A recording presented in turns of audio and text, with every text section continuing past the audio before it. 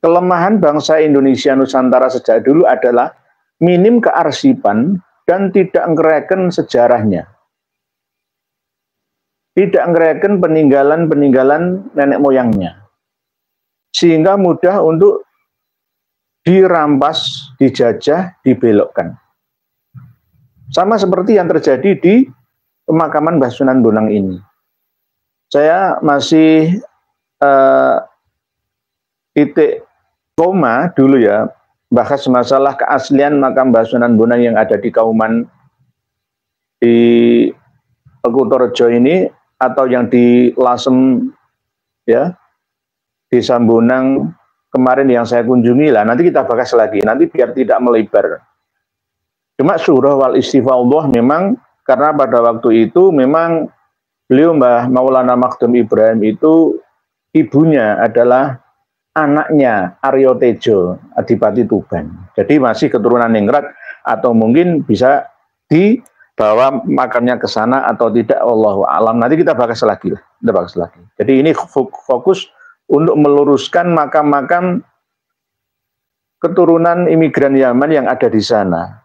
Ada Zainab, bahkan pintu keluar Gapura Paduraksa yang sebelah kanan ya, kalau dari pintu masuk ya, pintu masuk, pintu keluar, itu di tengah jalan pas, itu ada makam Al-Aidrus, itu baru.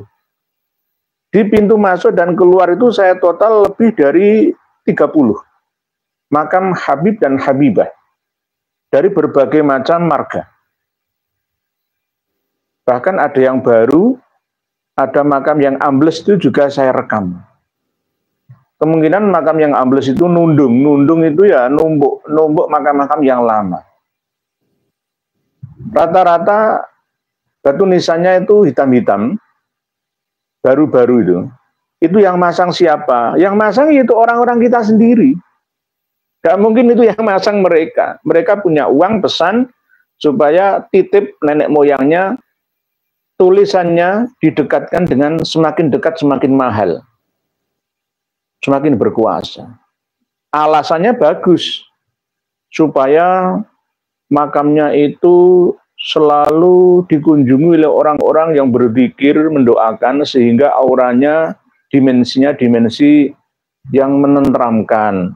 Kepingin dekat dengan makam utama Mbah Sunan Bonang, sehingga banyak orang yang berziarah di atasnya, membaca kalimat thayyibah, membaca kalam ilahi dan lain sebagainya.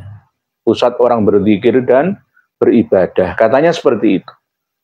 Tetapi tidak diiringi dengan kejujuran. Apakah benar itu makam-makam nenek moyang mereka atau tidak?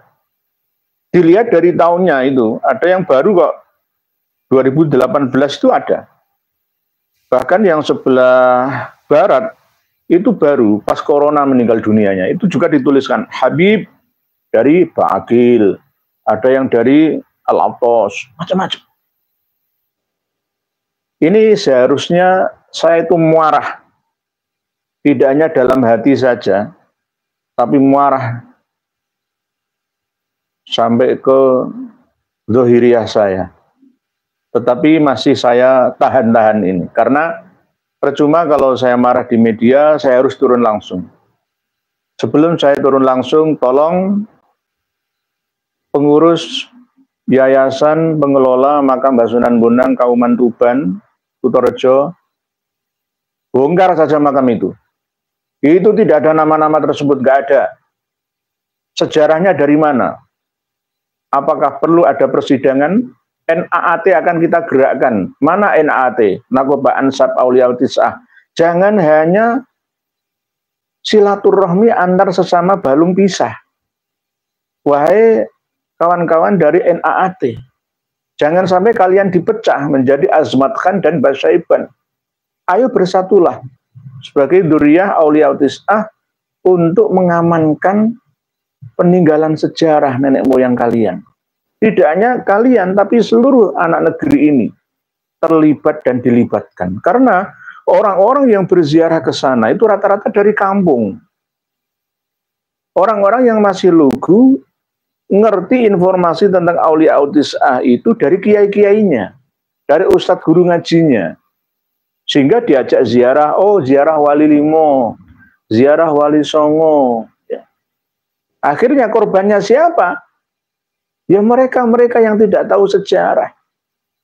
Bisa dibelokkan oleh imamnya masing-masing, oleh rois jemaahnya masing-masing.